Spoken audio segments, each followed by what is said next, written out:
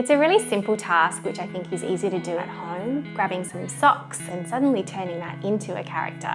We used wool for hair, we used some googly eyes, but you could easily draw on a sock or add some cotton wool or buttons. When you put on a puppet at home, it's time to speak English. My name is JJ. Hi JJ! Choosing a name. How old is their puppet? What do they like? There's no limit to what you can discuss. You could talk about what's in TV, you could talk about what's for breakfast. And I often find that students are more comfortable and confident returning a conversation or a question and answer to a puppet. Some learners have inhibitions about speaking a foreign language, and by creating a character, we're taking away that inhibition, and it's not the student who's speaking in a foreign language, it's actually the puppet. So it's a really great place to start to have a conversation in English.